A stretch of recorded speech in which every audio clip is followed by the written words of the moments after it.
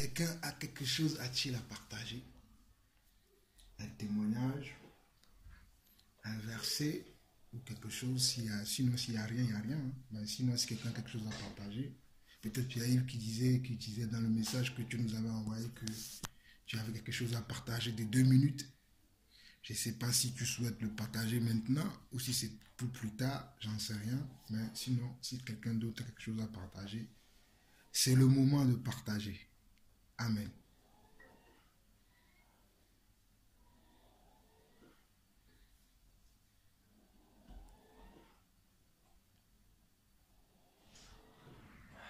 Seigneur notre Dieu, nous te bénissons, nous te glorifions encore, Seigneur. Nous te disons merci, Seigneur, pour tout ce que tu fais dans nos vies, Seigneur. Te disons merci, Seigneur, pour ta joie, pour ta paix et surtout, Seigneur Dieu, pour ton autorité, ton règne dans le cœur de chacun d'entre nous. Te disons merci, Seigneur, parce que nous grandissons avec toi. Te disons merci, Seigneur, parce que tu nous gardes et tu nous protèges et que tu fais de nous des disciples, Papa. Même si nous ne sommes pas encore des disciples accomplis, au moins nous sommes sur la voie.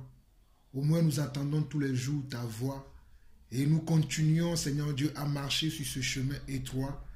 Et que dès que tu nous montres, Seigneur Dieu, les salissures et les blessures qui sont dans nos vies, nous les mettons de côté et nous continuons à te poursuivre. Je veux te dire merci pour cette œuvre que toi seul tu ne peux accomplir dans la vie de quelqu'un que toi-même tu as sauvé, Papa.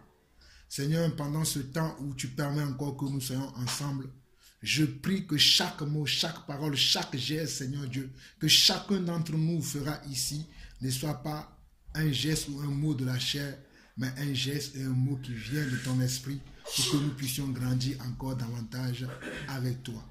Prends maintenant la place, Seigneur Dieu, et fais ton œuvre dans ton Église. À toi la gloire, la louange, l'honneur pour les siècles des siècles.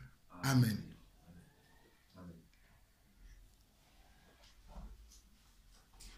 Toujours pas de témoignage, pas de partage. Bon. Ah, vas-y mon frère, si tu as un petit partage. Pas de partage, hein, c'est pas un partage,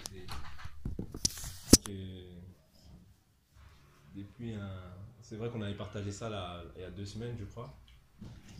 Même 3 semaines avec Alain Patrick et par rapport à l'évangélisation. Après, la semaine d'après, on l'a partagé aussi. Moi, Dieu me mettait à cœur ça depuis longtemps, tu vois. Bon, tu es prêt, ça y est, maintenant tu peux y aller. Non pas parce que je veux faire ça pour ressembler à quelqu'un, mais c'est Dieu vraiment qui me mettait. Je le disais même à Sandra que Dieu me met à cœur de vas-y maintenant, tu peux y aller, tu vois. Mais moi-même, en fait, j'avais des blocages, tu vois. Et je voulais pas me mettre de pression, mais j'attendais que Dieu fasse son travail en moi, tu vois. Et j'avais pris un temps je dirais pas de jeûne, parce que pour moi, un jeûne, j'avais pris un temps vraiment dans la prière, le mois de novembre, notamment pour pouvoir vraiment me consacrer, pas sur ça, hein, mais sur plein de choses de ma vie, notamment sur plein de choses qui sont dans ma vie. Donc j'avais pris ce temps-là vraiment de passer plus de temps dans la prière, plus de temps à méditer la parole, notamment tout le mois de novembre. Bon, après il y avait des jours avec et des jours sans, c'est vrai, parce que c'est dur de rester un mois concentré quand tu as des enfants, le travail et toutes ces choses-là à côté. Mais ça m'a vraiment fait du bien, ça m'a permis vraiment de pas marcher simplement par la chair, mais marcher aussi par l'esprit. En fait, que mon esprit puisse dominer sur les volontés de la chair. Donc, voilà. Et le Seigneur, moi, depuis au moins le mois de mars, avril, quelque chose comme ça, me dit, bon, parle, c'est bon, parle maintenant, parle.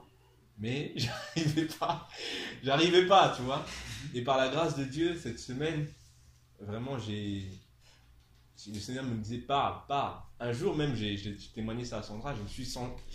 Bon, les gens vont peut-être trouver ça bizarre, mais je me suis senti poussé par l'esprit. Je sais pas si ça l'a déjà fait, peut-être à toi, Pierre-Yves, mais je me suis senti vraiment. J'ai senti vraiment que l'esprit me poussait à parler. Et je sentais comme une pression, tu vois. Et voilà, cette semaine, vraiment, par la grâce de Dieu, j'ai réussi à évangéliser notamment dans le RERD, notamment dans le RERE, tu vois. Et je bénis le Seigneur pour ça parce que, en fait, il me manquait plus que ma langue se délie, quoi. Et le Seigneur me disait, si tu parles pas, tu parleras jamais. Si tu parles pas, tu parleras jamais. Après, quand il m'a dit ça, j'ai dit, bon, c'est vrai aussi, Patrick, si tu parles pas, tu parleras jamais. Tu vois. Et après, j'ai commencé à évangéliser dans le train. J'ai commencé à évangéliser dans le train. Et c'est une bonne expérience. C'est une bonne expérience. Parce que même la dernière fois, tu m'as dit, tu as dit oui, que tu voulais m'envoyer un texto. Et le Seigneur t'a dit non, n'envoie pas.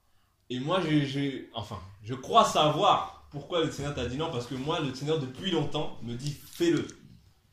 C'est bon, tu peux le faire, tu vois.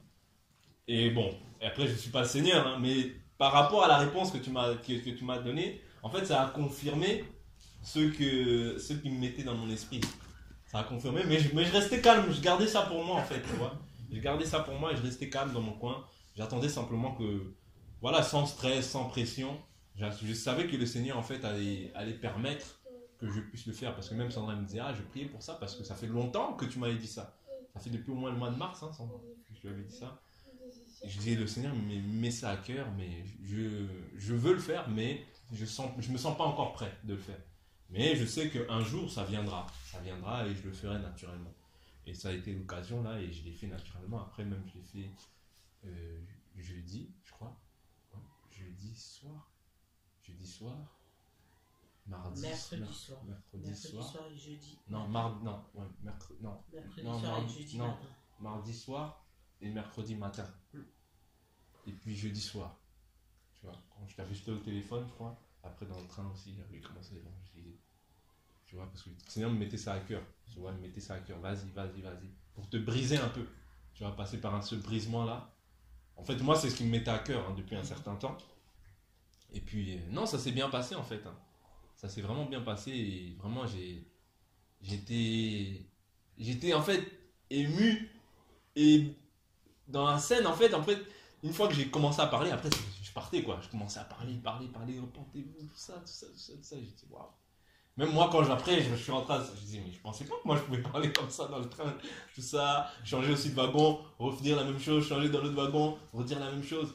Et non, je bénis le Seigneur parce que c'est une expérience qu'il faut expérimenter. Et seul, en fait, je pense. Je pense que c'est seul qu'il faut l'expérimenter.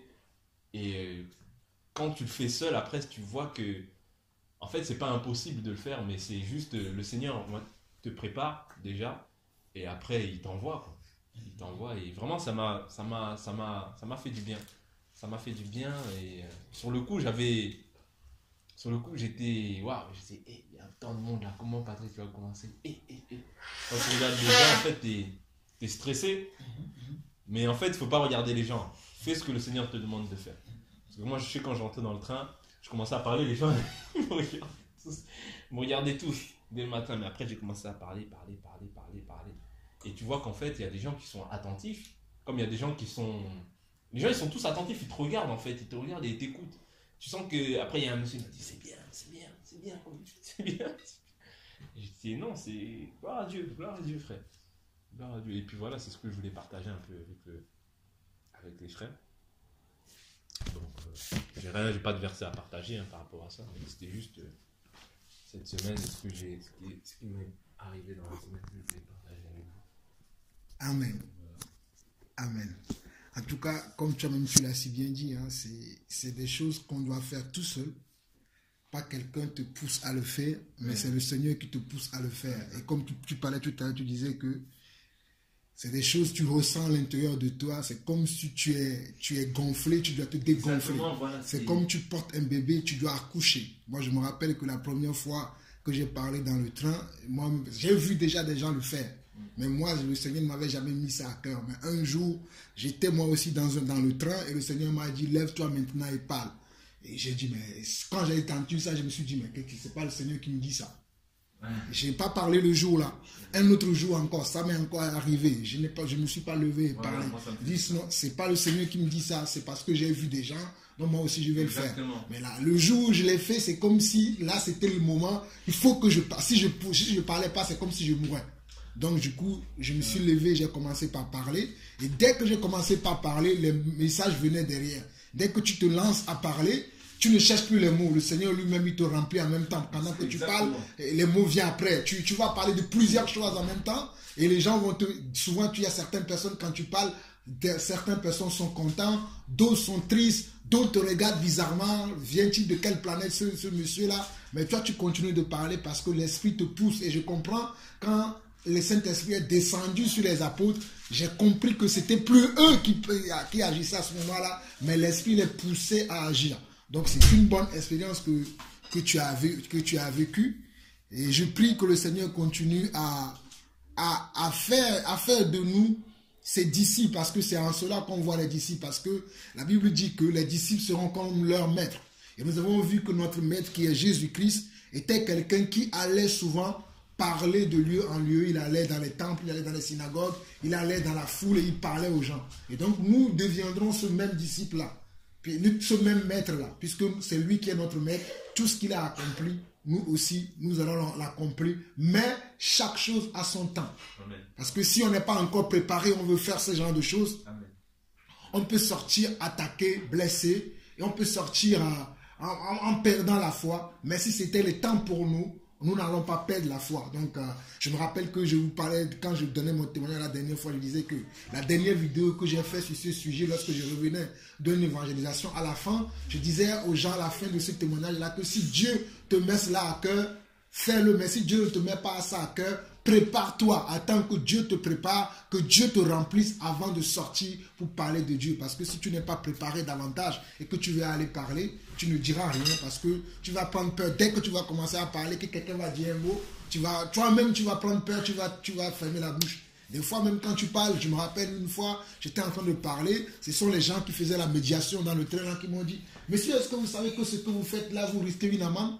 Je ne les ai même pas calculés parce que j'étais conscient de ce que je faisais. Mais si je ne suis pas conscient de ce que je faisais, dès que je vais entendre ça, si ce n'est pas Dieu qui t'envoie, tu vas te taire parce que tu vas dire « Ah, je risque d'avoir une amende. » Mais quand tu sais que c'est Dieu qui t'envoie dans toutes choses, quand bien même que tu seras arrêté, tu continueras à parler de la part du Seigneur. Donc, on remercie le Seigneur pour ce témoignage, ce brisement qu'il en fait à toi. Et aussi, en même temps, moi je dirais l'inauguration de ton ministère dans l'œuvre du Seigneur, parce que chacun d'entre nous a sa part à faire dans l'œuvre du Seigneur. Amen. Je vais partager un verset qui en fait, pour montrer en fait la sensation que ça m'a fait, c'est Job 32. Il y a aussi un passage dans Jérémie qui parle de ça. Jérémie, et je vais partager juste Job 32, verset 18. En fait, c'est quand Eliou il a adressé son discours à Job. Verset 18, il dit, Job 32, verset 18. En fait, c'est la sensation que quand je lis ce passage, ça me donne car vous y êtes, Job 32, 18, il dit, car je suis tout plein de propos, l'esprit me presse au-dedans de moi, voici qu'au-dedans de moi, c'est comme du vin sous pression. En fait, c'est l'impression que ça me donnait. Tu vois, je partage juste ce verset-là. C'est l'impression que ça me donnait comme des outres neuves qui vont éclater. Je parlerai pour respirer à l'aise. J'ouvrirai mes lèvres et je répondrai. Je ne ferai pas de considération de personne. Et je ne flatterai pas un être humain. Car je ne sais pas flatter, mon Créateur m'enlèverait bien vite. Je partage juste ce verset pour vous montrer en fait l'impression que ça me faisait. Parce qu'au-dedans de moi, vraiment ça... Surtout le jour là où je me suis senti poussé, mais je disais non, moi je pense pas que c'est pour moi. Je disais toujours non, ça c'est pas pour moi. Seigneur, toi tu veux que moi je fasse ça, mais ça c'est pas pour moi. Et je résistais et je disais à Sandra, oui mais Seigneur me demande ça, mais moi je pense pas que ça c'est pour moi. Non, ça c'est pas pour moi, ça c'est pour les autres, mais pas pour moi. Mais au-dedans de moi, je te dis ça. Seigneur me disait parle, tu es prêt, tu peux parler prêt. Je disais oui, mais qu'est-ce que je vais dire? Et quand je disais qu'est-ce que je veux dire, il me mettait les mots à l'esprit. Tu vas dire ça. Je dis, mais non, en fait, ça, c'est pas le Seigneur qui me parle, c'est ma propre imagination. Tu vois, j'essaie toujours d'atténuer les angles, en fait. D'atténuer les angles à ce niveau-là. Et puis voilà, quoi. Et puis voilà, mais au-dedans de moi, je sentais que il fallait que je parle. Il fallait que je parle. Le Seigneur me pressait. Et d'ailleurs, même j'avais reçu ça du Seigneur qui me disait que j'avais dit même, j'avais partagé ça à Sandra, je disais que si il a permis, bon, les gens vont peut-être trouver ça bizarre, mais moi je suis sûr que c'est le Seigneur qui m'a mis ça à cœur, que s'il avait permis que l'accident de voiture se fasse, c'est pour que j'aille évangéliser dans les trains. Et ça, j'avais dit ça à Sandra que dernièrement. J'ai dit ça à Sandra que dernièrement, je ne l'ai pas dit sur le coup, parce que j'ai pris mon temps, mais quand j'avais fait l'évangélisation, je lui ai dit ça. Je ne sais plus si tu te souviens, je t'ai dit, le Seigneur m'avait mis ça à cœur. Il m'a dit que s'il avait permis que ces choses-là se fassent, c'est pour que je retourne prendre mon train et que, en fait, je sois brisé à ce niveau-là, en fait. Mais après, gloire soit rendue à Dieu. Hein. Amen. Gloire soit rendue à Dieu qu'il n'y ait aucun incident. Et même quand j'ai reçu ça, je me suis dit, mais c'était bizarre, pourquoi? Parce que à l'allure où j'allais en voiture là, je serais jamais reparti en train parce que le confort, même si je mets mes 40 €, je les aurais mis, c'est pas grave, mais je serais jamais reparti en train, tu vois. Et le fait que maintenant même je prenne le train, je me dis, ah, il n'y a pas une grande différence. Des fois je suis là à 45, des fois je suis là à 8 heures quand ils sont en retard, mais bon, il n'y a pas une grande différence, donc maintenant je prends le train, quoi. Donc ouais, c'est ce que je voulais partager avec vous aujourd'hui, et puis voilà, quoi. C'est une bonne chose parce que je sais que un jour Patrick il est parti d'ici à la maison, il disait moi aujourd'hui je vais évangéliser et tout, je vais évangéliser. Je dis ah gloire à Dieu. Et moi en fait. Non mais j'étais pas prêt. J'étais assise ici. J'étais pas prêt. En fait non mais pour moi en fait moi c'est peut-être bizarre hein, ce que je vais dire, mais moi j'ai jamais cru que tu n'étais pas prêt. Moi, j'ai toujours la conviction qu'il y a des choses que le Seigneur te demande et il sait que tu es prêt. Peut-être que toi, après, il faut que ça travaille aussi dans ton esprit. Oui, moi, oui. je savais très bien que tu étais prêt et c'est pour ça que ce jour-là, moi, je l'ai beaucoup accompagné en prière. Et après, je l'appelle, je lui dis, bah, t'es où? Oh, je suis venue à Borisio. Je dis, mais pourquoi t'es parti? Et en fait, c'est comme si j'étais en colère, en fait, après lui. Je dis, mais pourquoi t'es parti à Borisio? Chez ses parents. Peut-être que après, il me dit, tu vois, la façon dont je l'ai fait, peut-être que je l'ai pris par la chair. Oh mais non, c'est parce que je suis partie chercher des habits. Mais Patrick, tu devais pas aller chercher des habits. Tu devais aller prendre le train. Tu prends plus la voiture, toi, c'est fini. Oh mais non, bon, je te rappelle. Après, quand il m'a rappelé, je lui ai dit, bon bah voilà, moi, ce que j'avais reçu du Seigneur, c'est que tu es prêt et que moi, il fallait que je t'accompagne dans mes prières. Voilà moi ce que j'ai reçu. Que même si... que tu as un blocage, mais que le Seigneur va faire grâce. Et il m'a dit, ah oui, si, c'est bon, je te comprends et tout. J'ai dit, bon, bah voilà, moi j'étais un peu en colère parce que c'est comme si le Seigneur t'envoyait faire quelque chose et que toi, tu voulais pas. Donc, écoute la voix du Seigneur et vas-y, tu vas voir, t'es prêt. Et il me disait, bon, d'accord, ok. Et en fait, moi, le Seigneur m'a dit de ne plus lui en parler, de juste l'accompagner dans les prières. Et voilà, c'est ce que j'ai fait. Et quand il m'a appelé directement, Sandra, j'ai parlé dans le train. Là, je suis en sueur, là. Je suis en sueur. Là, le soir, là, en sueur. Ah non, je suis en sueur, là. Mais j'ai parlé. Et en fait, il était tellement enthousiaste. Mais en fait, il ne se rendait pas compte qu'il était déjà prêt, en fait. Et je lui ai dit, mais tu ne te rends pas compte, en fait. Et le matin... Carrément, je me souviens, j'étais dans la salle de bain. Sandra! J'ai recommencé. J'ai dit, mais Patrick, ça y est. Moi, je savais depuis longtemps que tu étais prêt. Je le savais, le Seigneur m'avait déjà montré que tu étais prêt. Ah bon? J'ai dit, ben oui, mais il fallait plus que je t'en parle. Moi, il fallait plus que je te parle de ça. Il fallait que je te laisse. Et gloire à Dieu, c'est une bonne chose. Hein. Franchement, moi, j'étais très contente. J'étais très contente pour lui. Mais je savais qu'il pouvait le faire. C'était pas quelque chose dont j'avais une crainte ou autre. Il fallait juste l'accompagner dans les prières. Et là, on voit aussi que lorsqu'on prie, le Seigneur nous écoute, quoi. Même si ça va prendre du temps, même si, bah voilà, il y a des tels temps où on n'est pas assez bien, où on n'est pas assez connecté. On sait que vraiment, quand... Bon, par rapport à moi, hein, quand je sais que moi, je ne priais même pas pour moi, mais je priais toujours pour mon mari, parce que vraiment, c'était quelque chose que le Seigneur m'avait mis à cœur, vraiment de toujours assister Patrick dans son avancement pour le Seigneur. Et là, on voit qu'il ne faut pas lâcher. Hein. Même si des fois, on a des moments de froid, il ne faut pas lâcher de prier pour les autres. Même si on n'a pas envie de prier pour nous-mêmes, prions pour les autres. Vraiment, prions pour les autres, parce qu'on voit après que ça se réalise, quoi. On voit que ça se réalise, et vraiment, gloire à Dieu, nous, on est contents. Moi, en tout cas, j'étais vraiment trop contente. Ça se voyait, il avait le sourire. Même au téléphone, ça se sentait. Si j'aurais été à côté de lui, vraiment, j'aurais dit, oui. heureux comme un enfant, quoi. Comme un enfant qui a fait qu'est-ce qu'on lui a demandé. Comme quand, quand Janice elle revient de l'école, ah, j'ai eu une bonne note, voilà. C'est une bonne chose, c'est bien parce que c'est un déblocage et on voit vraiment que rien n'est vain avec le Seigneur, quoi. Rien n'est vain, il faut vraiment rester persévérer, même si c'est difficile, et je suis vraiment la première à dire que c'est très difficile.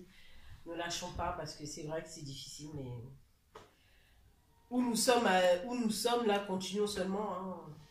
Même si c'est difficile, croyons et ça va arriver. Même si on n'a pas encore vu, voilà, là encore on voit vraiment, même si tu n'as pas vu, crois et ça va arriver, et voilà. Amen. Et c'est arrivé.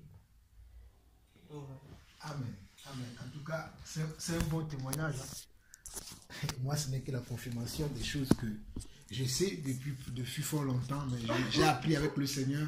Il ne faut pas parler, il faut laisser les gens eux-mêmes avancer. Mais je bénis quand même le Seigneur pour ce qu'il fait dans nos vies. Et ça prouve également que le Seigneur nous a vraiment appelés. Et que Dieu nous parle vraiment. Parce qu'il y a depuis fort longtemps que Dieu m'a parlé de beaucoup de choses que même maintenant je ne dirai pas. Mais je sais que dans les jours à venir, tout le monde verra comment Dieu est vraiment avec nous. Parce qu'il y a des gens aujourd'hui qui pensent que peut-être on parle parce que bon, on a envie de parler ou bien parce qu'aujourd'hui, hein, je suis conscient aussi de cela qu'il y a une compétition aussi dans le corps du Christ. Si l'un parle, l'autre aussi veut parler. Mais il y a un temps pour tout où Dieu veut maintenant rassembler ses véritables enfants qu'il a appelés afin que les gens puissent voir la différence entre ceux-là que Dieu a appelés vraiment et ceux qui se sont levés eux-mêmes. Dieu va montrer vraiment. Tout le monde va voir que celui-là, c'est pas parce qu'il parle, parce que tout le monde parle, mais c'est moi qui l'a. Il va avoir quelque chose dans ce que tu vas dire, ce que tu vas faire, que les gens vont commencer à comprendre que lui n'est pas comme les autres. Lui, même si peut-être il n'y a pas beaucoup de gens qui te suivent, hein, peut-être même si c'est une seule personne qui te suit, Dieu montrera par là que voici ceux-là que j'ai appelés, voici ceux-là je ne les ai pas appelés. Dieu va faire de la différence. Mais bon, continuons, persévérons, comme ton épouse aussi l'a dit. Comme nous le disons, vous savez que je ne cesse de dire cela. Prions les uns pour les autres. Prions parce que la prière du juste a une grande efficacité. N'arrêtons pas de prier. Et même si nous prions, lorsque l'occasion se fait, et comme la Bible dit, hein, que prêcher l'évangile à toute occasion, lorsque l'occasion se présente, parlons aux gens.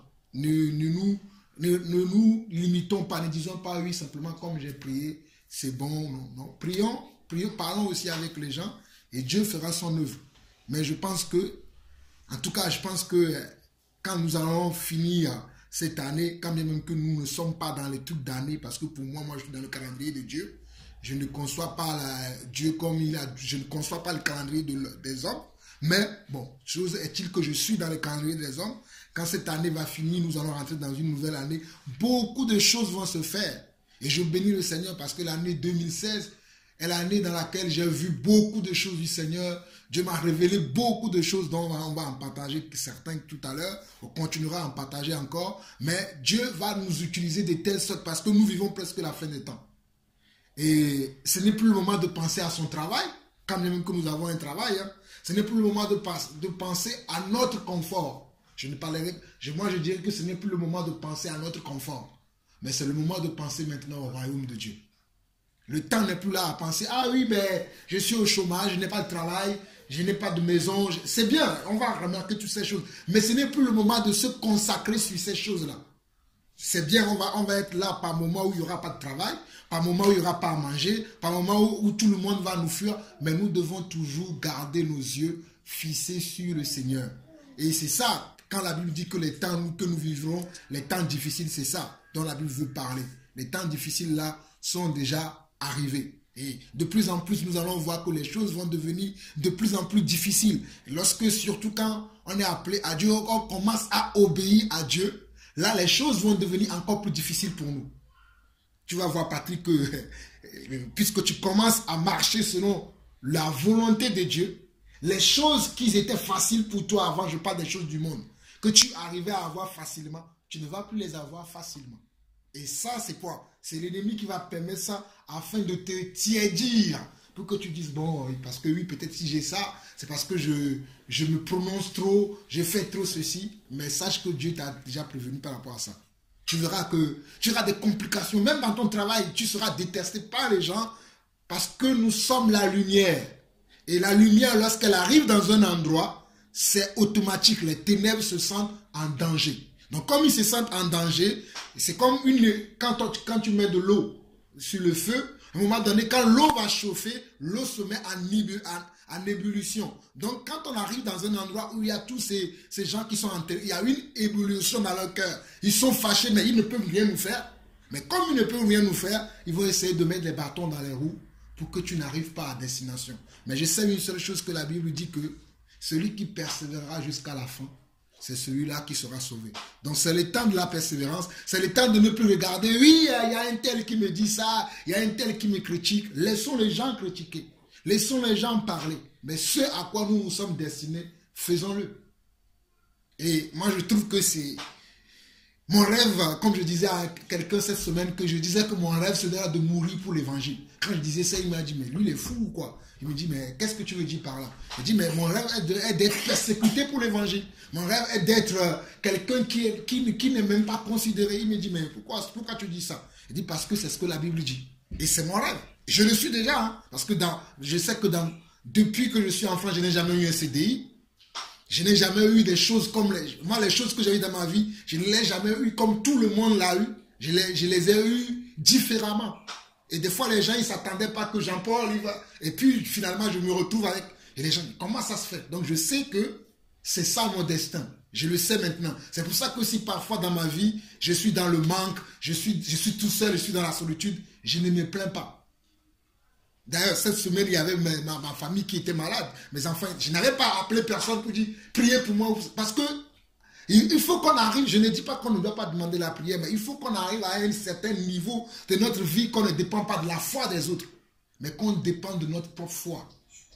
Maintenant, si les autres sont faibles et qu'on doit les charger, oui, moi je préfère être la batterie qui charge les autres et non être les autres qui me chargent. Ça, c'est personnel. Après, chacun son niveau. Mais moi, je sais ce que je veux être. Je veux être la personne qui... Quand je dis ça, ce n'est pas que je veux être au-dessus des gens. Ce n'est pas ça le truc que je veux. Mais je veux tellement avoir une intimité avec Dieu que de ne pas me dire que bon, ok, il faut que je me connecte à un tel pour voir Dieu. Il faut que je me connecte à un tel pour savoir... Non. Je me connecte moi-même à Dieu. Parce que c'est ce que les apôtres ont fait.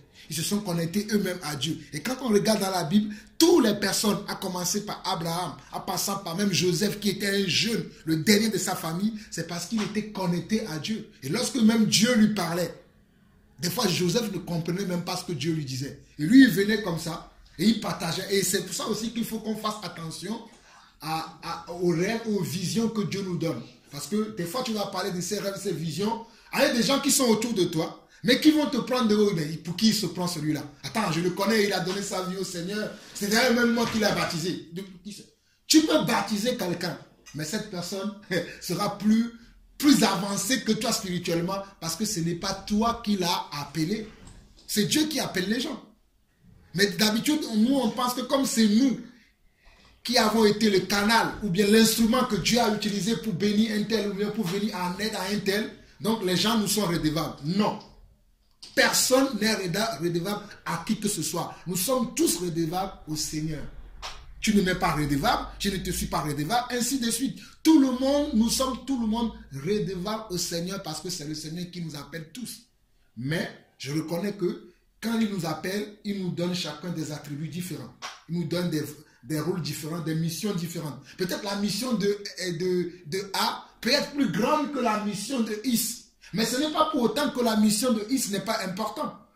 Parce que c'est Dieu qui attribue la mission. Il appelle certains, il leur attribue une grande mission, d'autres il leur donne une petite mission. Mais c'est Dieu qui fait comme il veut. Comme la Bible dit, tu ne vas pas contester avec celui qui t'a créé. Il fait comme il veut. Et c'est en cela aussi qu'on voit, quand on commence à comprendre ces choses et qu'on marche avec ces choses sans avoir une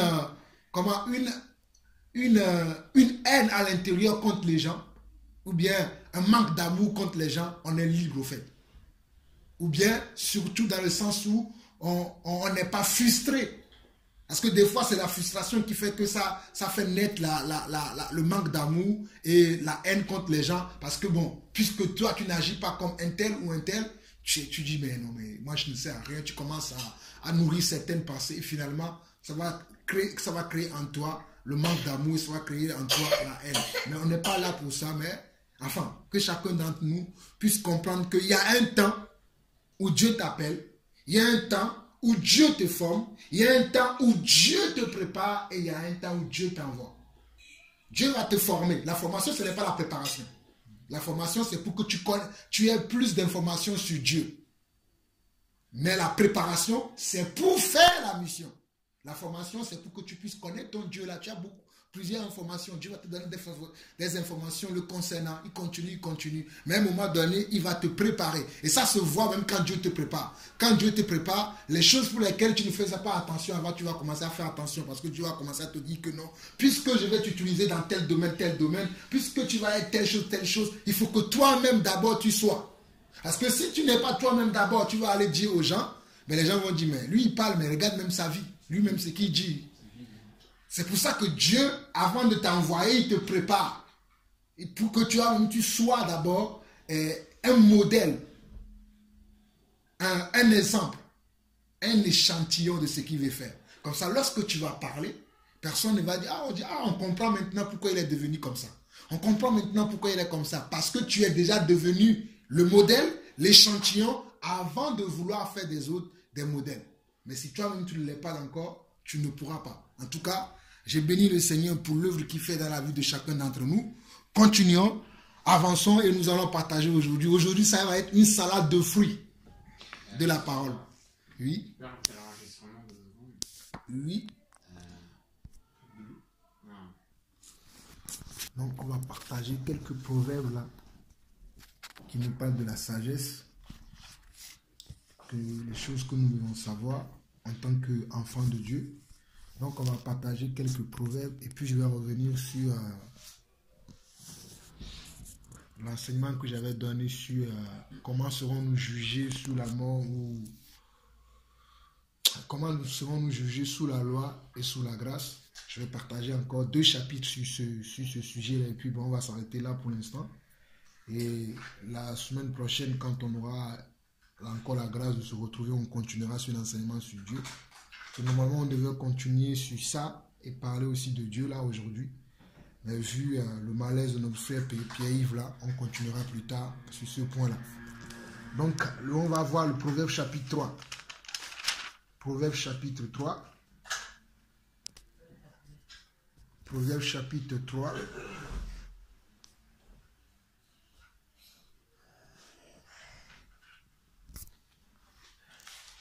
Ça, c'est pour que nous puissions cultiver de la sagesse, hein, parce que nous vivons presque le temps de la fin et nous devons nous inspirer des paroles des prophètes. La Bible dit dans le livre de Philippiens, je crois, si je ne me trompe pas, que nous devons nous entretenir avec des psaumes et des hymnes.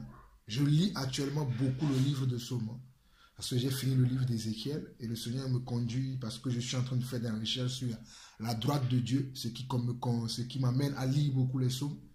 Et franchement, si nous avons l'occasion, prenons le temps de lire vraiment la Bible, quoi. Parce que quand je lis la Bible, je cherche une autre chose, je tombe sur certains versets, je me dis waouh. En fait, la Bible regorge vraiment la pensée de Dieu. Sans vous mentir, la Bible regorge vraiment la pensée de Dieu dans toutes choses. C'est vrai qu'il y a beaucoup de choses qui ne sont pas écrites et que ce n'est pas tout ce que Dieu a fait qui est écrit dans la Bible. Et c'est vrai aussi qu'il y a des choses dans la Bible, quand on le lit, on ne le comprend pas bien. Mais en réalité, en majorité des cas, la Bible regorge toute la pensée de Dieu. Bon, je ne dirais pas toute la pensée de Dieu, mais au moins, on a au moins plus ou moins la pensée de Dieu dans la parole et dans la Bible, quoi. Donc, Proverbe chapitre 3 nous dit ceci. Il dit, mon fils, n'oublie pas mes enseignements et que ton cœur garde mes préceptes. Mon fils, n'oublie pas mes enseignements et que ton cœur garde mes préceptes, car ils prolongeront les jours et les années de ta vie, et ils augmenteront ta paix. Que la bonté et la fidélité ne t'abandonnent pas. Lis-les à ton cou, écris-les sur la table de ton cœur. Tu acquerras ainsi de la grâce et une raison saine aux yeux de Dieu et des hommes. Confie-toi en l'Éternel de tout ton cœur et ne t'appuie pas sur ta sagesse. Reconnais-le dans toutes tes voies et il aplanira tes sentiers. Ne sois point sage à tes propres yeux. Crains l'Éternel et détourne-toi du mal. Ce sera la santé pour tes muscles et un rafraîchissement pour tes os. Honore l'Éternel avec tes biens et avec les prémices de tout ton revenu. Alors tes greniers seront remplis d'abondance et tes cuves regorgeront de mou. Mon fils, ne méprise pas la correction de l'Éternel.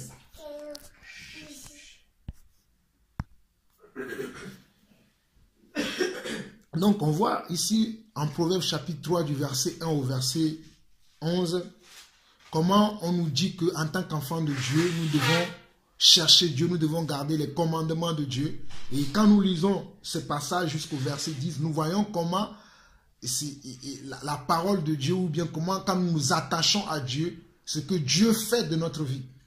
Parce que ici, on a, c'est vraiment de la... Je vais relire encore parce que je n'ai même pas besoin d'interpréter ces paroles. Parce qu'il dit, mon fils, n'oublie pas mes enseignements. C'est-à-dire, on peut oublier tout dans la vie, mais on ne doit pas oublier les enseignements de Dieu. Et que ton cœur garde mes préceptes. Donc, dans notre cœur, nous devons garder quoi? Les préceptes de Dieu. Car ils prolongeront les jours et les années de ta vie. Ce sont les préceptes de Dieu qui vont prolonger les années de nos vies. Celui qui garde les préceptes de Dieu, il ne subira pas la seconde mort. Donc du coup, même si tu meurs, tu vivras encore parce que tu as gardé les préceptes de Dieu. À la fin des temps, le Seigneur Dieu lui-même, il te ressuscitera. Donc on comprend que c'est très important qu'en tant qu'enfant de Dieu, que notre cœur, au lieu que ça soit rempli des choses de ce monde, qu'il soit rempli de comment? Des préceptes de Dieu. Je continue. Et ils augmenteront ta paix. Comment ferons-nous pour celui qui cherche la paix? Qu'est-ce qu'il doit cultiver? Il doit cultiver les préceptes de Dieu. Il doit avoir comme but de garder les préceptes de Dieu dans son cœur. C'est ça qui va lui procurer de la paix. Mais celui qui ne garde pas les préceptes de Dieu n'aura jamais de paix. Il aura une paix éphémère. Mais la vraie paix vient de quoi? Vient de la parole de Dieu, vient des préceptes de Dieu et vient de ce qu'on fait de la parole de Dieu. Que la bonté et la fidélité ne t'abandonnent pas. Lis-les à ton cou, écris-les sur la table de ton cœur. On voit ici qu'on nous parle de bonté et de fidélité. Aujourd'hui, on est plus fidèle à Dieu. On croit à Dieu du lundi à vendredi ou bien de janvier en juillet. Lorsque le mois d'août arrive et que bon, nous n'avons pas peut-être les moyens pour aller en vacances comme tout le monde, on commence à douter de l'amour de Dieu. Est-ce que Dieu m'aime? Si Dieu m'aime, pourquoi moi je ne suis pas parti en vacances? Si Dieu m'aime, pourquoi moi je suis ceci? On commence à douter vraiment de la fidélité de Dieu, de la bonté de Dieu. Qu'est-ce que c'est que les vacances? Qu'est-ce que c'est que les belles choses? Lorsque peut-être toi tu n'as pas la belle chose, comme Patrick me disait tout à l'heure dans la voiture, que les gens des fois tu leur prêches l'évangile, ils te regardent, tu es habillé comment? Tu sors de quelle voiture? Ce n'est pas par rapport à notre apparence que nous devons savoir si Dieu est avec nous. Et quand on regarde même la Bible, les apôtres, ils avaient quoi? La Bible nous enseigne que les apôtres étaient considérés comme quoi? Les gens les plus... D'ailleurs, la Bible dit qu'on les appelle comme les balayus de ce monde. C'est-à-dire les gens sur qui on ne misera même pas 1 centime d'euro. C'est comme ça qu'étaient les apôtres. Mais nous, aujourd'hui, nous voulons être les meilleurs. Nous voulons nous habiller de la... Des fois, il y a des choses, hein, peut-être ça ne va pas te déranger. Je suis venu au culte aujourd'hui avec mes comment on appelle ça là? Mes chaussons. Je t'assure que ma femme ne m'a pas vu. Quand on était dans la voiture, elle m'a vu. Elle m'a dit, mais quand même, pourquoi tu vas au culte avec tes chaussons? Je n'ai pas répondu. C'est parce que je ne voulais pas répondre. Je la comprends. Mais pour moi, ce n'est pas le fait que je vais mettre mes chaussures, je vais me tirer à 4 épingles là, qu'on saura que je suis un homme de Dieu. C'est ce qui sortira de moi, qu'on saura que je suis un homme de Dieu. Ce n'est pas mon apparence physique. Maintenant, je ne dis pas que ceux qui soignent aussi leurs apparences physiques, comme certains, qui vont dire, ah non, mais celui qui veut soigner, qui soigne. Celui qui ne soigne pas, on est tous différents. On n'est pas pareil. Mais ce n'est pas dans l'apparence. Vaut mieux, d'ailleurs, je comprends pourquoi les apôtres, ils insistaient sur l'apparence intérieure que sur l'apparence extérieure. Mais aujourd'hui, nous allons rester beaucoup sur l'apparence extérieure. Si je viens, il faut qu'on sache que l'homme de Dieu est là. Tu te mets costume, cravate ou bien tiré à 4 épingles, tu viens, Tu dis même pas bonjour aux gens, c'est comme si tu es trop spirituel. Les gens, tu es là, il y a des gens, même quand tu leur dis bonjour, ils ne te répondent pas. Parce qu'à ce moment-là, c'est comme s'ils n'ont même pas eu le temps de prier avec Dieu avant. Il vient maintenant au culte. C'est là où tu le vois, il est concentré. Tu veux même lui dire bonjour. Il est là, Shandaraba, Kosamada, il est là, il prie. Je ne dis pas qu'on ne doit pas prier, mais il faut aussi respecter les gens.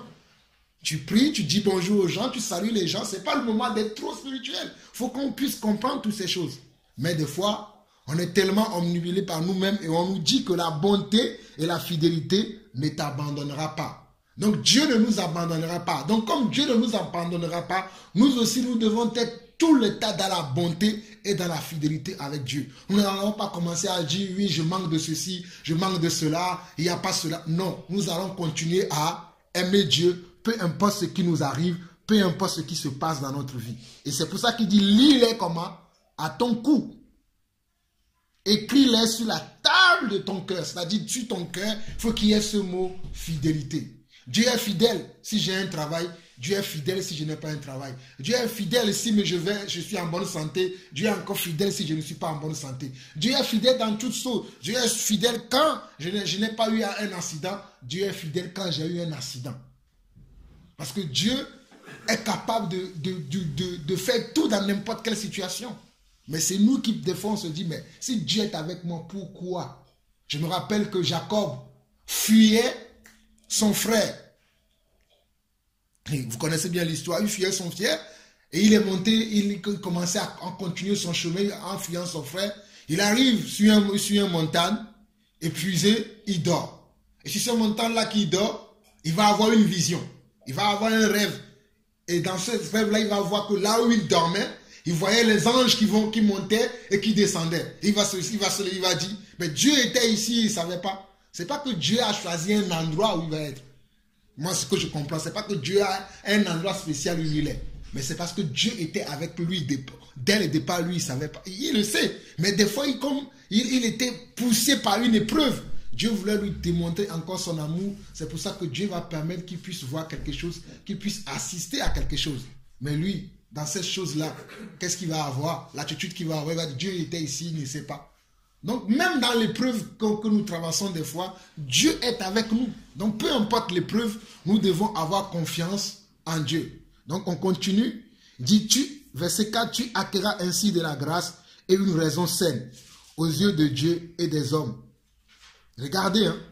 Si tu vis comme ça, c'est ainsi que tu auras comment?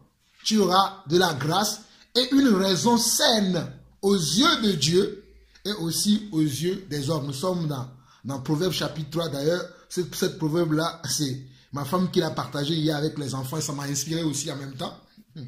Verset 5, il dit, confie-toi en l'Éternel de tout ton cœur et ne t'appuie pas sur ta sagesse. Des fois, on s'appuie sur notre propre sagesse. On dit, moi je sais, moi je connais.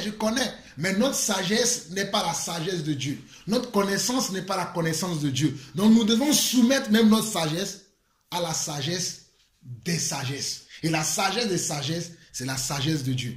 Donc c'est pour ça que des fois, on ne doit pas être tellement plus sage à nos propres yeux. Mais on doit voir, ben oui, je pense que ceci, mais je vais soumettre cela à la façon de Dieu, à la manière où Dieu aussi voit la chose, pour voir si c'est exact, pour voir si c'est correct, avant de pouvoir continuer à essayer de marcher comme cela. Donc, nous voyons aussi le verset 6, il dit, reconnais-le dans toutes tes voies et il aplanira tes sentiers. Donc, dans tous nos voies, nous devons reconnaître qui? Le Seigneur. Il y a des gens qui ne reconnaissent pas le Seigneur. Pendant qu'il voulait se marier, il est là, il prie. Seigneur, ça fait des années, je suis trop dans la solitude, je suis seul. Donne-moi maintenant une femme, donne-moi maintenant un conjoint. Dès qu'il a eu le conjoint maintenant, il oublie Dieu. Dès qu'il a eu maintenant les enfants, il oublie Dieu. Dès qu'il a eu l'enfant, il oublie Dieu. Mais nous, la Bible nous dit que nous devons le reconnaître comment? Dans toutes nos voies. Car c'est lui qui aplanira nos sentiers. Dans toutes nos voies, nous devons reconnaître le Seigneur. Quand tu as de la nourriture sur la table, c'est grâce au Seigneur. Quand il n'y a pas de nourriture, grâce au Seigneur. Tu auras quand même grâce au Seigneur. Quand tu as un travail, tu auras grâce au Seigneur. Quand il n'y a pas de travail, tu auras grâce au Seigneur. Quand tu vas bien, tu auras grâce au Seigneur. Quand tu ne vas pas bien aussi, tu rends grâce au Seigneur. C'est pour cela que l'apôtre Paul va dire que rendez grâce au Seigneur en tout temps. Je crois que c'est dans Philippiens qu'il parle de cela. Il dit, réjouissez-vous dans le Seigneur. Je le répète, réjouissez-vous. Et il va continuer, il dit, rendez grâce au Seigneur. Et nous devons rendre grâce au Seigneur en tout temps. Et on continue, le verset 7, où il dit, ne sois point sage à tes propres yeux, crains l'Éternel et détourne-toi maintenant du mal. On doit se détourner du mal. On a déjà parlé de la sagesse, mais maintenant, le Seigneur veut que nous détournions comment? Du mal. Il dit, ne sois point sage à tes propres yeux. Crains l'Éternel et détourne-toi du mal. Donc la crainte de l'Éternel, c'est quoi? C'est de se détourner du mal. Celui qui craint le Seigneur, il se détourne du mal. Il se détourne de tout ce qui n'est pas de la volonté de Dieu. De tout ce qui n'est pas selon le plan de Dieu, selon la mission de Dieu, selon le projet de Dieu. Il se détourne de cela. Même s'il y en a certains qui vont dans ce sens-là, lui ne va pas aller parce que lui, il sait que ce n'est pas la volonté de Dieu. Ce n'est pas selon la mission de Dieu. Même s'il y a beaucoup qui vont sur ce chemin, lui, il va dire non, moi, je ne vais pas me permettre de faire comme tout le monde parce que moi, je crains le Seigneur. Parce qu'il dit, crains l'Éternel et détourne-toi du mal. C'est parce que c'est toi qui dois te détourner du mal. Et la Bible nous dira que ce sera comment? La santé pour tes muscles et un rafraîchissement pour tes os. Donc celui qui se détourne du mal, il est en train de faire quoi? Il est en train de se procurer de la santé à son corps, de la santé à son muscle. Il ne tombera jamais malade. Il ne mourra pas de la maladie parce qu'il est quelqu'un qui se détourne du mal. Dieu va le préserver. Ce n'est pas moi qui invente, parce qu'on dit, ce sera la santé pour ton muscle. Lorsque tu te détournes du mal, vous allez voir, c'est tellement vrai que lorsque il y a des gens qui sont là en train de murmurer, parler des gens, si tu ne participes pas, tu n'auras rien. Mais si toi aussi tu viens, tu continues à parler, quand cela va arriver à l'oreille de la personne dont vous avez parlé, que la personne va commencer par te parler, tu vas t'énerver. Et lorsque tu t'énerves, regardez les sensations qu'on a à l'intérieur de nous lorsque nous nous énervons. Il y a notre esprit et notre corps qui commencent à avoir certaines sensations. Ce qui peut t'amener la maladie plus tard. Ce qui peut te donner même une crise cardiaque à cause de ton cœur qui bouge là. Parce que voilà, tu n'as pas pu garder, ne pas participer. Ah, ça vous parle. Gloire à Dieu. Vous voyez qu'il y a des choses plus simples de la vie. C'est pour ça que vaut mieux ne même pas en participer à ces choses. Les gens en parlent, ce n'est pas pour moi. Moi, je trace mon chemin. Je laisse ceux qui veulent discuter de cela, ils discutent. Mais moi, je fais mon chemin. Amen. Donc, le verset 9, il dit, honore l'Éternel avec tes biens et avec les prémices de tout ton revenu. Bon, ça, je sais que les pasteurs qui aiment beaucoup la dîme, ils aiment cette partie-là. Ils vont dire, ah oui, honore l'Éternel avec tes biens. Et honore les prémices de tout ton revenu. C'est vrai que nous devons honorer l'Éternel avec notre bien. Les biens, c'est même la sagesse que tu as, c'est un bien. L'intelligence que tu as, c'est un bien. L'amour que tu as, la foi que tu as, c'est un bien. Donc tout ce que tu as, tu dois honorer Dieu avec. Que ce soit les choses matérielles, les choses spirituelles, les choses physiques, les choses, je vais dire morales. Tout ce que tu possèdes, tu dois honorer Dieu avec.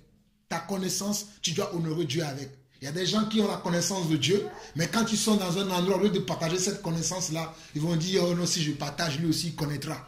Donc, il garde pour lui. Il n'est pas en train d'honorer Dieu. Donc, tout ce que nous avons, nous devons honorer Dieu avec, que ce soit nos biens matériels.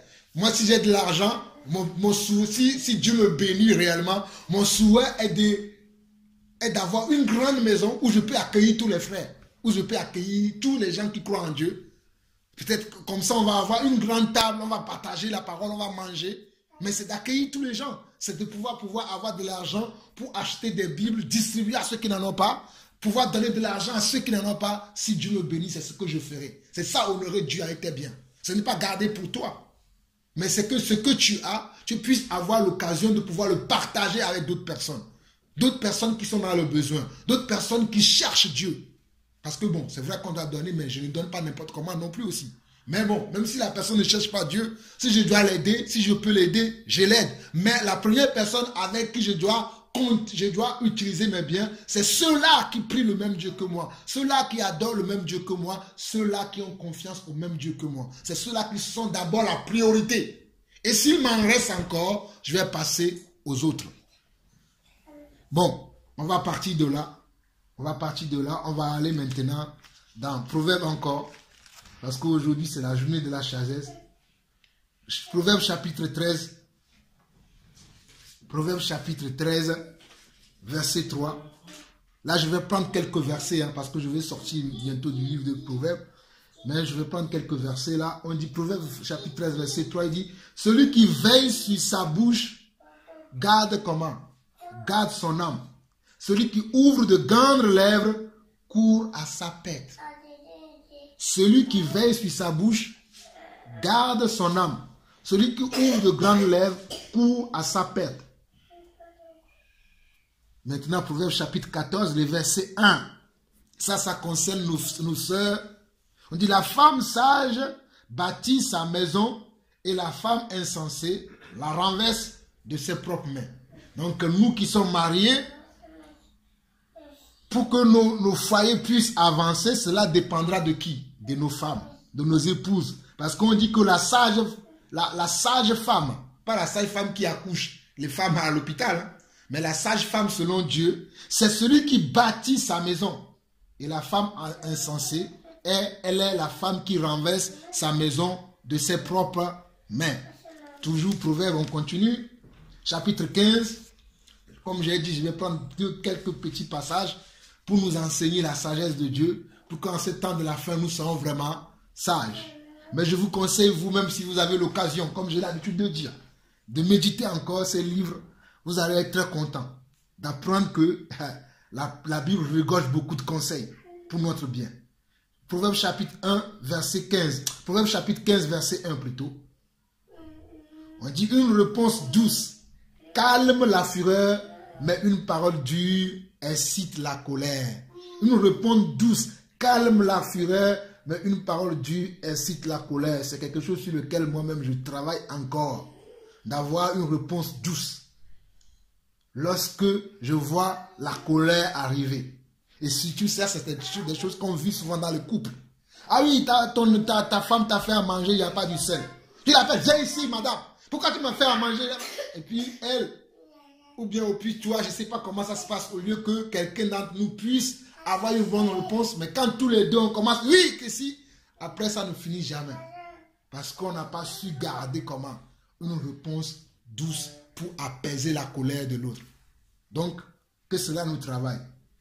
Le verset 8 de ce même chapitre 15, il dit, « Le sacrifice des méchants est en horreur à l'Éternel, mais la prière des hommes droits lui est agréable. » C'est-à-dire, le méchant qui fait des sacrifices à Dieu, le Seigneur, en d'autres mots, ne le calcule même pas. Mais la prière des hommes droits lui est comment? Agréable. Le verset 16. Quand on parle, oui. De sacrifice, oui. On peut considérer que les religieux, les sacrifices qu'ils font, en soi, ça, par exemple, le ramadan, c'est ça? Ouais, le ramadan, en soi, c'est un sacrifice. Oui. C'est une forme de sacrifice. Oui. Donc, en soi, ils ne sont pas agréables à l'Éternel. Bien sûr. Non, c'est clair. Quel que ce que la Bible dit, ils ne servent pas le même Dieu que nous. Bah oui. Donc, tout ce qu'ils font, quand bien même qu'ils font des sacrifices, mais le Seigneur ne le voit pas parce que ce n'est pas comme ça qu'on doit servir le Seigneur. Parce qu'il passe par qui?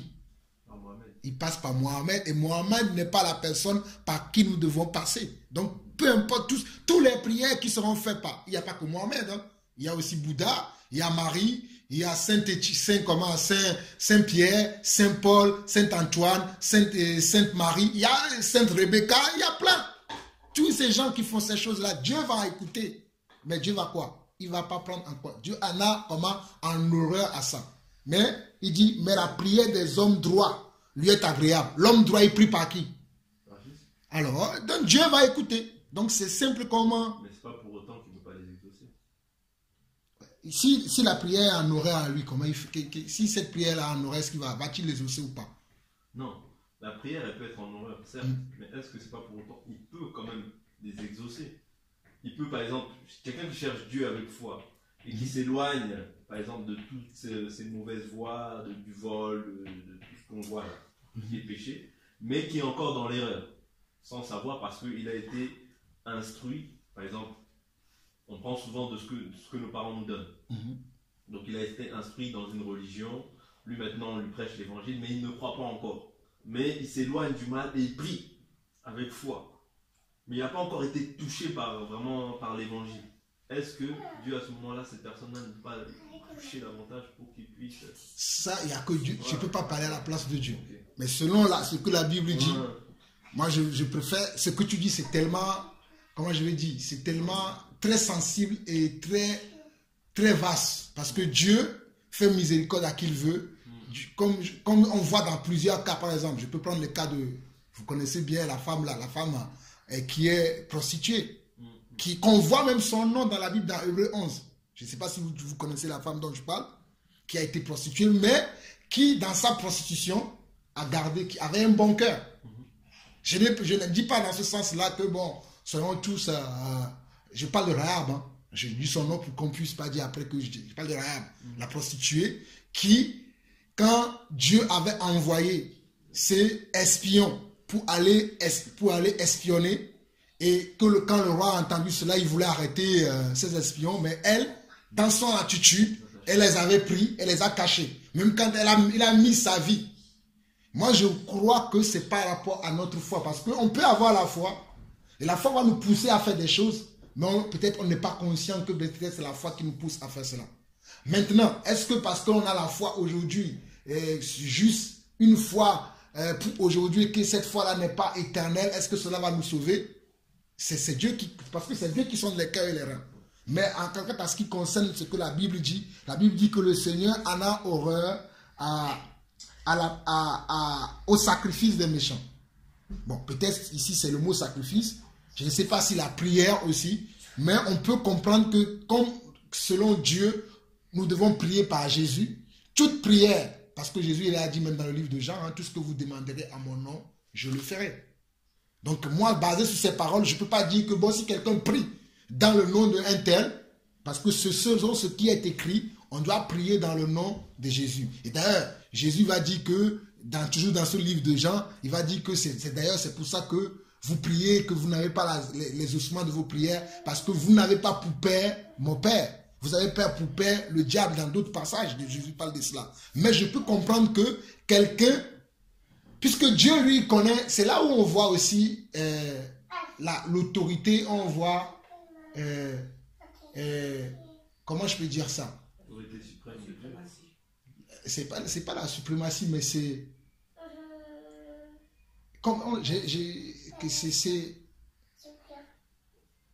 C'est là où on voit au fait, comment je peux dire, la souveraineté. Je préfère dire la souveraineté de Dieu. Parce que Dieu est souverain, il fait comme il veut. Je vais me dire, mais cette personne-là, je le connais, toute sa vie, comme l'apôtre Paul, toute sa vie, c'est vrai qu'après, il a produit les fruits dignes de sa repentance. Mais la majorité de sa vie, il était, comme lui-même il le dit, hein, il était un blasphémateur. Mais quand Dieu lui a fait grâce et qu'il a reconnu Dieu comme son Seigneur, sa vie d'après a changé. Mais avant, il était un blasphémateur. Donc, celui qui connaissait l'apôtre Paul avant, et dès que l'apôtre Paul a connu le Seigneur Jésus et qu'il a commencé à marcher, si la personne veut se référer à son passé pour dire que dans son passé, je le connaissais, il était quelqu'un, parce qu'on ne doit pas juger les gens selon le passé aussi. C'est pour cela qu'on avait dit, lui, une parole tout à l'heure qui disait que celui qui veille sur sa bouche garde son âme. Le proverbe qu'on avait vu avant. Le proverbe chapitre 13, verset 3 dit, celui qui veille sur sa bouche garde son âme. Celui qui ouvre de grandes lèvres court à sa pète. Avant de faire ton jugement, il faut demander à Dieu. Il faut savoir, il faut discerner. Est-ce que la personne là, est-ce qu'il a réellement changé? Parce que peut-être tu seras en train de dire des choses parce que toi tu connaissais la personne avant, mais aujourd'hui s'il a changé, tu ne sais pas. Parce que peut-être tu le connaissais avant, il était un pécheur. S'il s'est repenti, est-ce que tu sais? Parce que quand la personne se repent, il ne va pas venir te dire, ah oui, Patrick, peut-être si tu as l'occasion de rencontrer la personne, il te dira. Mais si tu n'as pas l'occasion de rencontrer la personne, mais réellement, que la personne s'est repentie et que maintenant il commence à suivre une nouvelle vie et que toi tu continues toujours à dire, oui, il est comme ça, il est comme ceci, il est comme ça. Si ça se trouve, entre temps, il s'est repenti. Mais toi, tu n'en sais rien. Donc, on ne doit pas tenir rigueur aux gens par rapport à la vie qu'on connaît de la personne, mais on doit parler toujours dans le présent. Parce que le passé de la personne, peut-être, il s'est réconcilié avec Dieu. Moi, je n'en sais rien. Parce que c'est comme dernièrement, il y a un journaliste qui cherche toujours à parler avec moi que je parle de l'église Charisma. Je ne sais pas l'état de l'église Charisma aujourd'hui. Je lui ai dit, mais moi j'ai déjà parlé de l'église Charisma en 2008. Si tu veux voir ce que j'ai dit par rapport à Charisma en 2008, il y a là le témoignage que j'ai fait. Va regarder le témoignage. Il dit non, je veux que tu me parles. Je dis, mais je vais dire quoi? Ce que j'ai à dire, je l'ai dit en 2008. Là, nous sommes en 2016. Je ne connais plus l'état de Charisma. Je ne sais pas s'ils sont empirés ou s'ils ont changé, je n'en sais rien. Donc, moi, ce que je devais faire, je l'ai fait en 2008. Je reste sur cela. Je ne suis plus là encore pour parler de cela. J'ai fait ce que j'ai à faire. Donc c'est pour ça qu'on doit faire attention aussi dans nos jugements. Cela ne veut pas dire que bon, les gens, ils sont justes. On sait que certaines personnes, ils ne vont jamais changer. Ou bien, au point où ils sont arrivés, certains sont déjà même dans le point de chemin de non-retour. Parce que la Bible dit que certains n'ont pas aimé la vérité, donc Dieu leur envoie un esprit d'égarement. Mais pour d'autres personnes, on ne peut pas savoir s'ils sont vraiment dans l'égarement parce qu'on n'en sait pas grand-chose. Donc, c'est pour cela que je dis que la souveraineté de Dieu, comme tu l'as dit dans ta question, à savoir que certains qui sont musulmans qui prient, ou bien les gens qui prient certaines divinités, mais que dans leur cœur, ils pensent prier Dieu. Est-ce que réellement c'est Dieu qu'ils prient? Ça, comme je l'ai dit, c'est Dieu seul qui peut le savoir. Moi, je ne peux pas me prononcer là-dessus. Parce que si je dis non et que c'est possible, que cela soit possible, Dieu me dira que tu as dit n'importe quoi. Mais comme c'est Dieu seul qui sait, mais moi je reste quand même concentré que celui qui marche, parce que la Bible dit aussi dans le livre de 1 Pierre 3, je ne sais pas si vous vous rappelez lorsqu'on on parlait de la prière, où la Bible nous dit que Dieu a ses oreilles grandement ouvertes aux prières des justes. Je ne sais pas si vous vous rappelez, mais bon, on peut lire ça vite fait. 1 Pierre chapitre 3 parle de cela.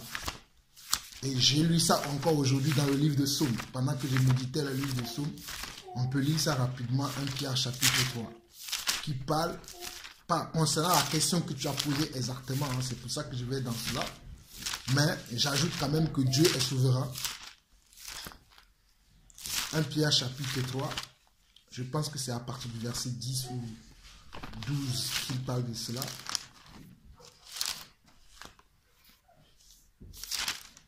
Oui, 1 Pierre chapitre 3, verset 10 qui dit: si quelqu'un en effet veut aimer la vie et voir des jours heureux, qu'il préserve sa langue du mal et ses lèvres des paroles trompeuses, qu'il s'éloigne du mal et fasse le bien, qu'il recherche la paix et la poursuive, car les yeux du Seigneur sont sur les justes et ses oreilles sont attentives à leurs prières. Mais la face du Seigneur est contre ceux qui font le mal.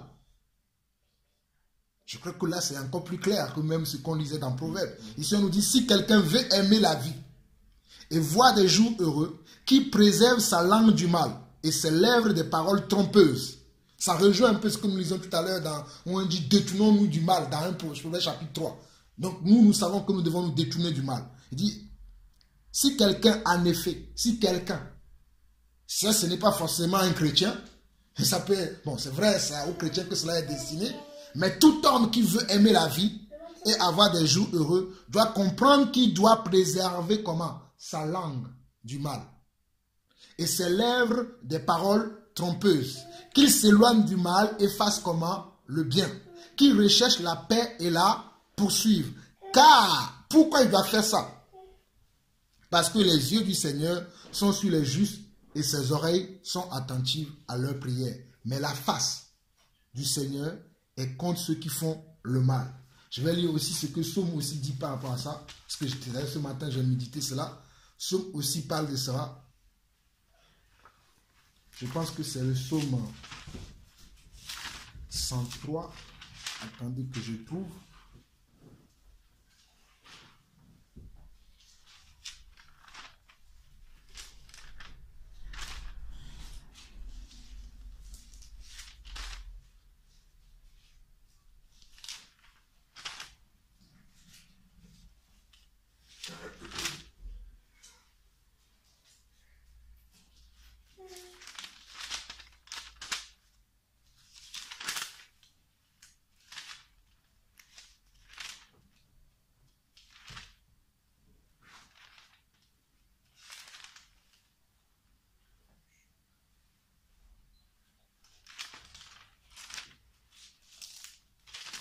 C'est le psaume...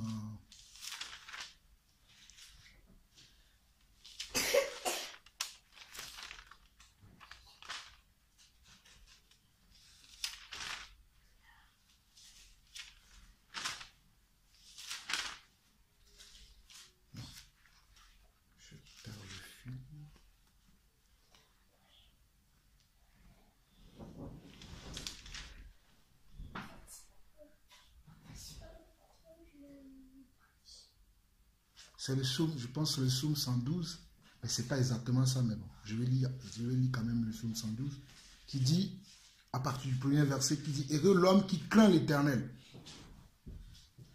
Heureux l'homme qui craint l'Éternel, qui trouve un grand plaisir à ses commandements.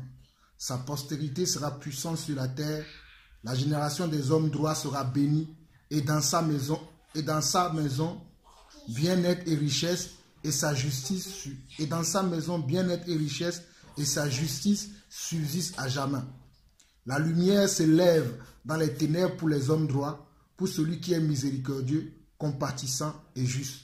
Heureux l'homme qui exerce la miséricorde et qui prête, qui règle ses actions d'après la justice, car il ne chancelle jamais. La mémoire du juste dure toujours.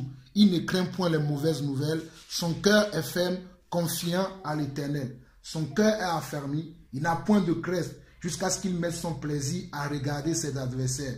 Il fait des largesses, il donne aux indigents. Sa justice subsiste à jamais. Sa tête s'élève avec gloire. Le méchant le voit et s'irrite. Il graisse des dents et se consume. Les désirs des méchants périssent. Bon, je ne sais pas si ça dit exactement la même chose, mais je crois quand même qu'on a encore plus de précision ici, quand on nous parle de comment on doit marcher dans la justice de Dieu, quoi. Bon, ici, nous revenons dans notre proverbe dans lequel nous étions au proverbe 15. Maintenant, on avait lu le verset 8. On va lire maintenant le verset 16. Pour ceux qui sont avides de l'argent, ou bien avides des biens matériels, avides de la gloire, on nous dit ici que mieux vaut peu avec la crainte de l'Éternel qu'un grand trésor avec le trouble. Vaut mieux peu avec la crainte de l'Éternel qu'un grand trésor avec le trouble. Aujourd'hui, les gens ne craignent plus Dieu. Ils peuvent travailler n'importe comment, ils peuvent participer à tout, parce que pour eux, la crainte de Dieu n'est plus importante pour eux. Donc, au lieu d'avoir la crainte de l'Éternel et avoir peut-être, je ne sais pas, que 200 € à la fin du mois, ils préfèrent ne pas avoir la crainte de l'Éternel et avoir 6 000 €, 10 000 € par mois. Mais moi, je suis de ceux-là, je le dis avec honnêteté, je suis de ceux-là qui peut vivre même avec le peu en étant dans l'honnêteté et dans l'intégrité. Je crois que c'est Dieu qui m'a fait grâce d'avoir ce don-là. Et je travaille encore pour que ce don-là soit vraiment affermi en moi, afin de ne pas être troublé parce que je vois un tel avec beaucoup et moi je suis toujours avec peu. Mais on me dit, vaut mieux peu avec la crainte de l'Éternel qu'un grand trésor avec le trouble. Cela, on va penser que c'est que de l'argent, mais ça parle aussi du royaume. Aujourd'hui, au lieu que les gens prêchent l'évangile qui sauve, pour avoir que peut-être 2 personnes, 3 personnes qui les suivent, les gens prêchent l'évangile qui est ouvert à tout le monde. L'évangile open, où tout le monde peut venir. On dit, oh non, vous serez des zéros, vous serez ceci. On ne leur parle plus de la crainte de Dieu. Ça fait partie aussi de cela. Vaut mieux que j'ai que 2 personnes qui me suivent, mais qui marchent dans l'intégrité, qui sont intègres, qui sont droits et justes, que d'avoir des multitudes qui me suivent, mais qui ne sont pas intègres et justes. Le verset 27 de ce même proverbe chapitre 16 dit, celui qui est avide de gain trouble sa maison, mais celui qui hait les présents vivra. Celui qui est avide de gain trouble sa maison, mais celui qui hait les présents vivra. Aujourd'hui, nous connaissons beaucoup de gens qui aiment comment? Des présents, ou bien qui aiment, qui sont beaucoup dans la recherche des gains. Même peu importe d'où viennent ces gains-là. Mais on nous fait comprendre ici que celui qui est avide de gains, il est en train de troubler comment? Sa maison. Et celui qui hait les présents, il vivra. Quel présent? C'est-à-dire celui qui aime les cadeaux empoisonnés. Tu vas voir les gens, ils veulent t'offrir des choses, mais ce n'est pas avec une bonne intention. C'est dans l'intention. J'ai vu, je ne suis pas en train de dire n'importe quoi, j'ai vu même des frères faire ça. Un frère peut être en train de donner quelque chose, mais ce n'est pas dans l'intention qu'il veut te bénir réellement. Il fait ça, c'est juste pour acheter ta conscience. Comme ça, lorsqu'il va pécher, toi, tu vas dire, mais il m'a acheté une guitare. Mes frères, faisons...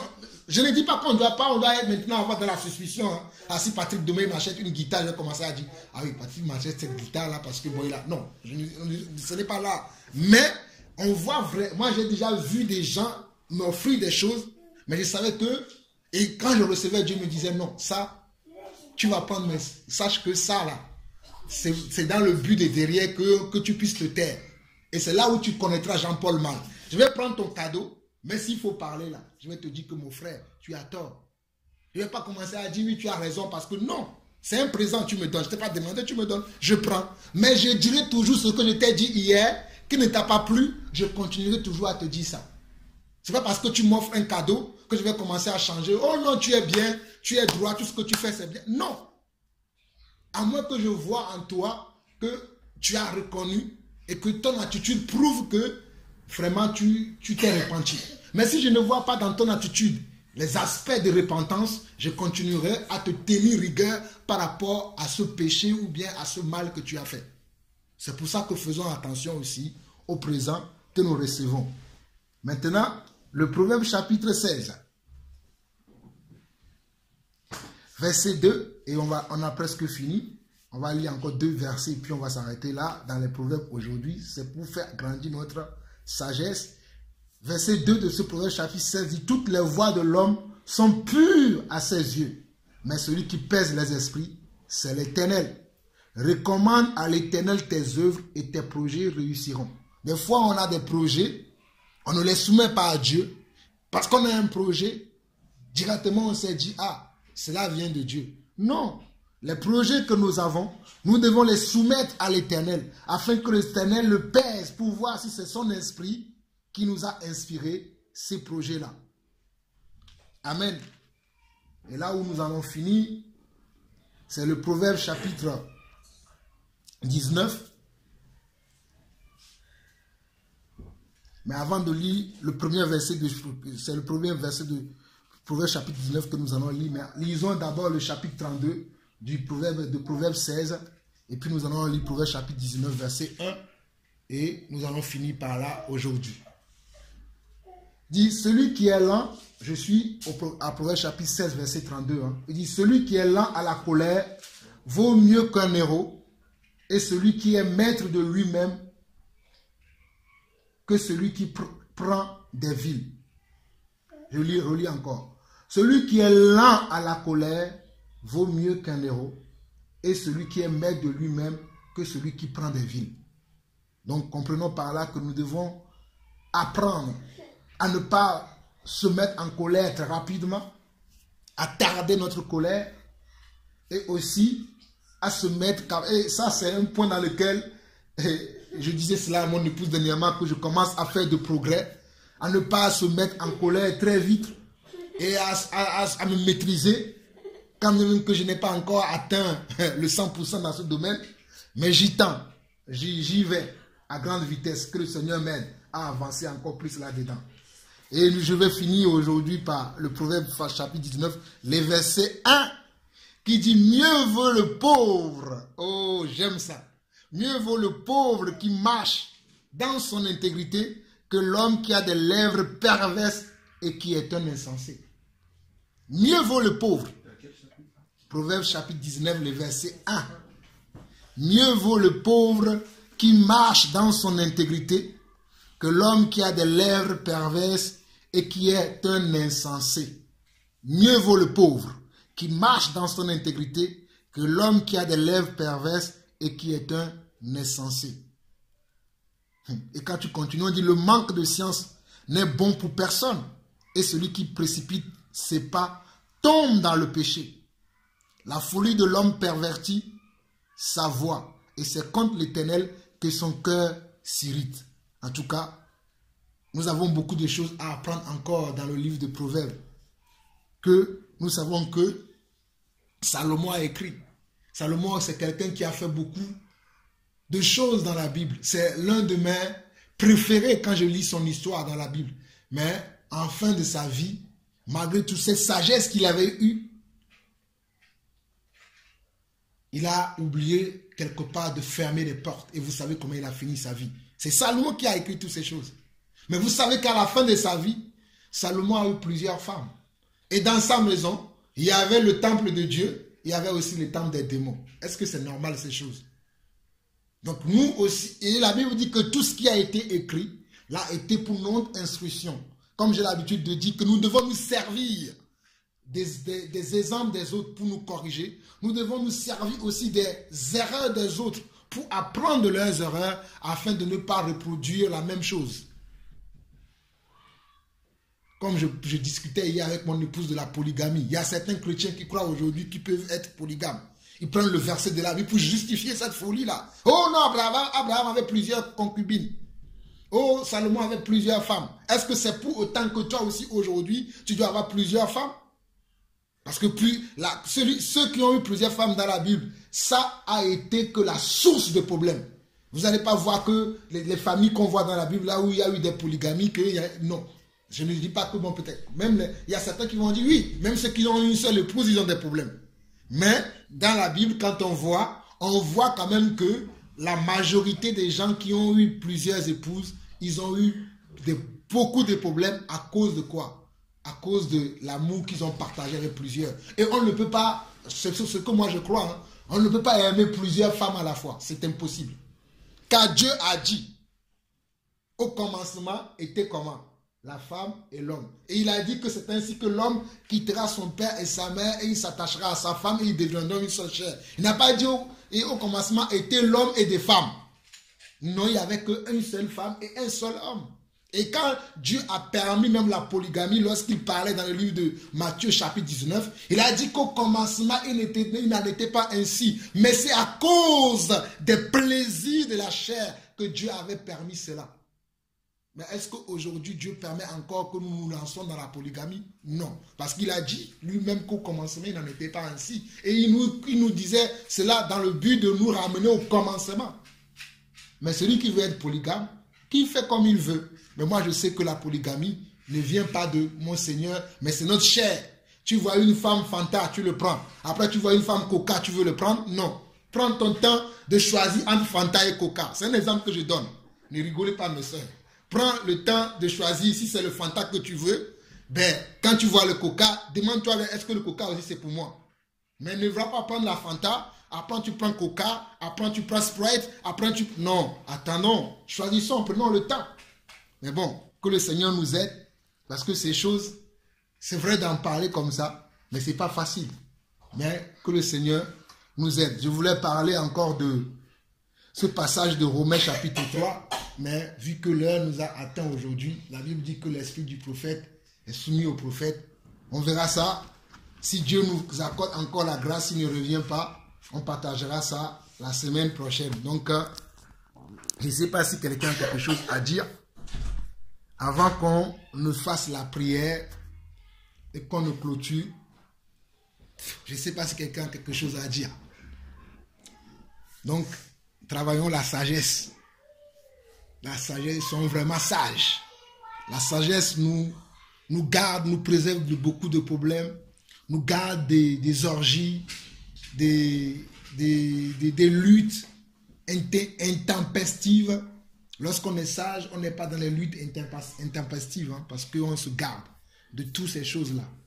Donc, que le Seigneur nous aide à travailler encore et encore et encore et à gagner beaucoup plus de terrain dans ce domaine.